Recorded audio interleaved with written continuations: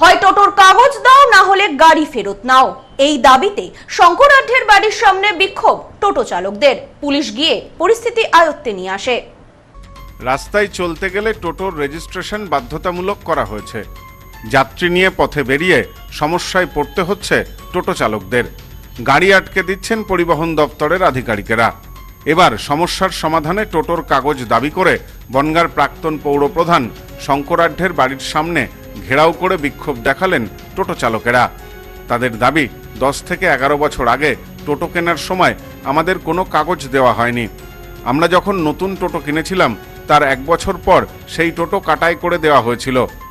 বলা হয়েছিল নতুন টোটো নিতে হবে, তার নম্বর পাওয়া যাবে, কিন্তু আমরা নতুন টোটো নিলেও তার নম্বর পাইনি কোনো কাগজপত্র। এখন গাড়ি নিয়ে রাস্তায় উঠতে পারছি না। এ বিষয়ে বিক্ষোভকারী রাম সরকার বলেন, হয় আমাদের গাড়ির কাগজ দেওয়া হোক, না হলে টোটো ফেরত নেওয়া হোক।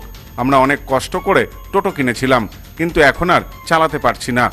পেপারস আমাদের কাছে নেই। আমরা গাড়ির জন্য এই ইউনিয়ন বিএমএনটি ইউনিয়ন, যার কর্ণধর শঙ্করাঢ্য মহাশয়, তিনি এই গাড়িগুলোকে আমরা তাদেরকে প্রথম গাড়ি আমরা কিনেছিলাম আমাদের নিজেদের ক্ষমতায়, বাবা মার সব সম্পত্তি মানে বউয়ের গয়না মার গয়না বন্ধক রেখে আমরা গাড়ি কিনেছিলাম।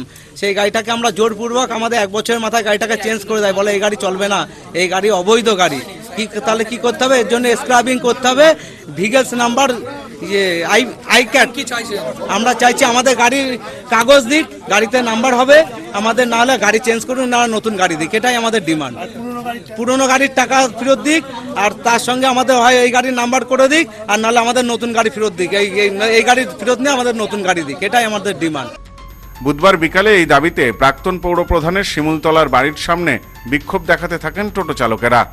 অপর এক টোটো চালক ঝন্টু গাজী বলেন, গাড়ির সাথে আমাদের নম্বর প্লেট দেওয়ার কথা ছিল, কিন্তু তা দেওয়া হয়নি। আমরা এখন গাড়ি নিয়ে রাস্তায় উঠতে পারছি না। বনগাঁ মতিগঞ্জ নিমতলা রিস্কা ইউনিয়নের যে টোটো শ্রমিকের যে সংগঠনটা আছে, আমরা দীর্ঘদিন এখান থেকে গাড়ি আমাদের বিগত চেয়ারম্যানের হাত ধরে পাওয়ার পর গাড়ির যে কাগজপত্রগুলো আমরা পাইনি, সে কাগজপত্রের পাওয়া না নিয়েই সমস্যা। এখন আমরা বিগত দিনে কমিটির দায়িত্বে ছিলাম, আমরা চেষ্টা করব যত তাড়াতাড়ি সম্ভব আরটিওর সঙ্গে কথা বলে, বা আমরা কমিটির সবাই একসঙ্গে বসে আলোচনা করে যত তাড়াতাড়ি সম্ভব আমাদের গাড়ির সেল লেটারগুলো বের করা এবং ভিকেলস নাম্বারগুলো বের করা তাড়াতাড়ি চেষ্টা করব। সুজয় চাকি নামে অপর এক টোটো চালক আরও চাঞ্চল্যকর অভিযোগ তুলেছেন। তার দাবি, বিজেপি করার অপরাধে তার টোটো দীর্ঘদিন বসিয়ে রাখা হয়েছিল ইউনিয়নের পক্ষ থেকে। টোটো চালিয়ে তাদের সংসার চলে, যদি রাস্তায় উঠতে না পারেন তাহলে কি করে চলবে? পুলিশ এখন হঠাৎ করে বলছে 3 দিনের ভিতরে ভিকেলস করতে হবে।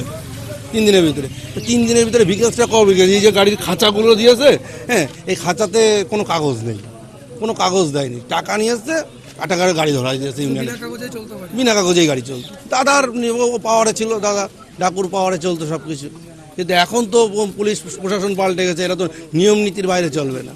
এরা বলছে ভিকেলস করতে হবে না যদি, কিন্তু টাইম দিচ্ছে 3 দিন, কিন্তু এগুলো করবো কী করে?